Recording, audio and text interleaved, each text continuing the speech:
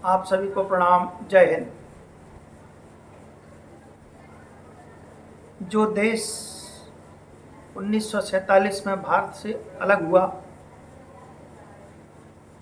धर्म के आधार पर, इसके बाद पाकिस्तान से भी 1971 में पूर्वी पाकिस्तान जो आज बांग्लादेश है, दोनों ही देश इस्लामिक गणराज्य हैं, मुसलमानों का बाहुल्य है और दोनों ही रीजन में, दोनों ही देशों में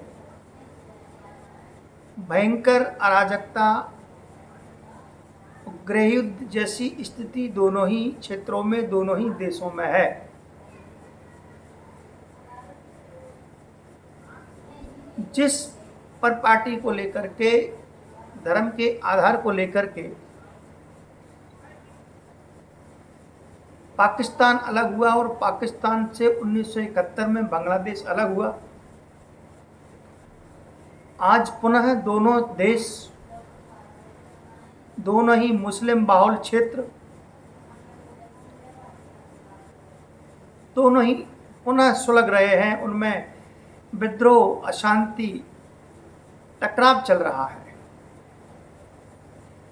चाहे वो पाकिस्तान हो, पाकिस्तान का बलूचिस्तान हो, सिंध प्रांत हो, खैबर पख्तून हो और बांग्लादेश का चटगांव हो।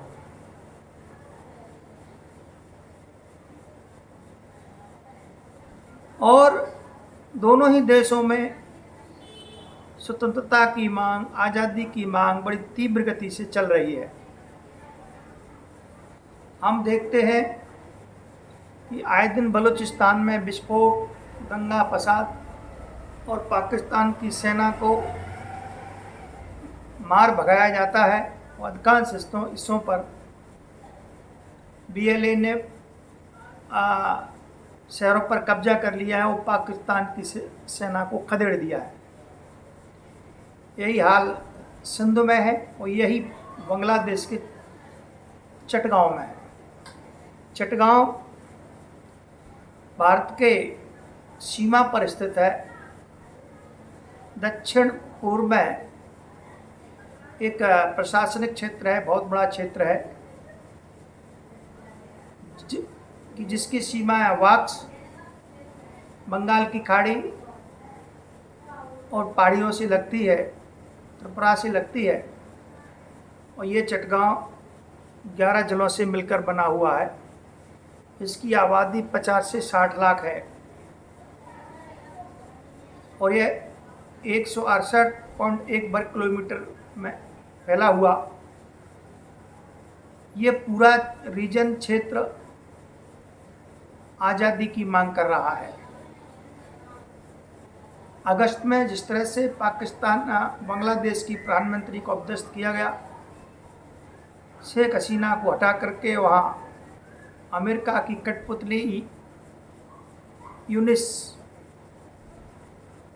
वहाँ पर कार चलाऊ सलाहकार बैठे हुए हैं, जो कि बांग्लादेश को संवारने में, बांग्लादेश की बागडोर लेने में पूरी तरह से असफल रहे हैं।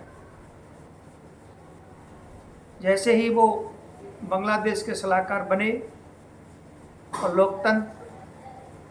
लोकतांत्रिक तरीके से चुनी हुई सरकार को बर्खास्त करके, अपदस्थ करके, वहाँ अमेरिका ने अपनी कठपुतली बैठा दी। जो बाइडेन जो उस समय राष्ट्रपति थे, उन्होंने यूनिस को बैठा करके और शेख हसीना को वहाँ से हटाया। चीन की गोद में बैठे हुए बांग्लादेश प्रमुख आए दिन भारत के खिलाफ किसी न किसी प्रकार का अनर्गल बयान देते रहते हैं। लेकिन आज चटगांव में जिस तरह से संघर्ष हो रहा है बंगालियों और आदिवासियों के बीच, वो किसी से छिपा नहीं है। आदिवासी समुदाय वहाँ प्रताड़ित है, उनको सताया जा रहा है, उनका धर्मांतरण किया जा रहा है और बंगालियों द्वारा उन पर लगातार अत्याचार किए जा रहे हैं।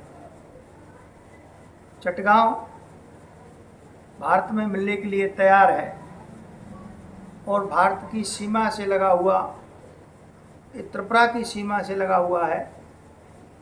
और चटगांव बलूचिस्तान की स्थिति पर चटगांव चल रहा है।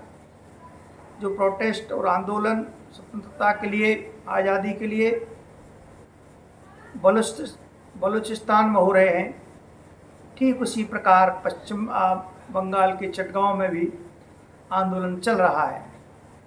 यह पश्चिम बंगाल का दूसरा सबसे बड़ा शहर है। इस शहर में बंदरगाह है और औद्योगिक दृष्टि से बहुत महत्वपूर्ण शहर है। और मुझे लगता है कि ये चटगांव बांग्लादेश से कटने ही वाला है।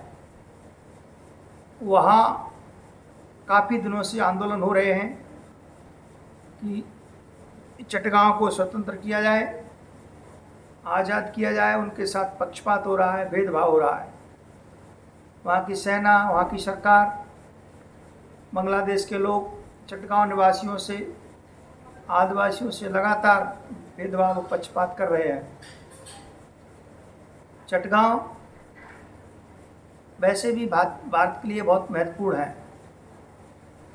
कभी ये भारत का हिस्सा था, लेकिन मुझे लग रहा है या तो इसको आज़ादी मिलेगी या चटगांव भारत में मिलने के लिए तैयार है। तो आज हम देखते हैं कि भारत के निकट दो देशों में जिस तरह से आतंकवादी उबाल आ रहा है, और उस आतंकवादी उबाल के कारण वहाँ के लोग त्रस्त हो रहे हैं।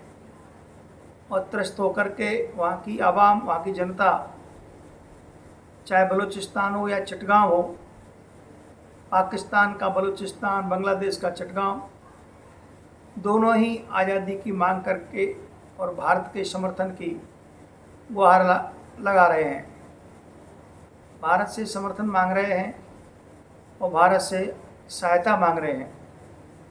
भारत की सरकार इन दोनों घटनाक्रमों पर, चाहे चटगांव हो या बलूचिस्तान हो, दोनों पर अपनी निगाह लगाए हुए बैठा है।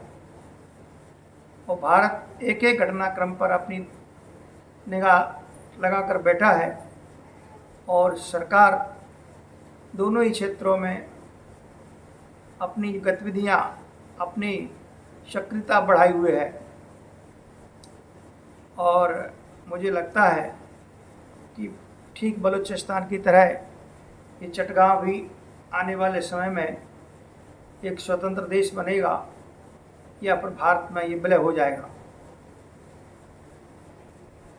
और इस समय बांग्लादेश की स्थिति भी पाकिस्तान जैसी ही है। एक मजबूत, एक लोकतांत्रिक सरकार से सीना को हटा करके वहाँ एक कठपुतली सरकार अमेरिका ने बैठा ली है। पूरी तरह से बांग्लादेश के लिए घातक है।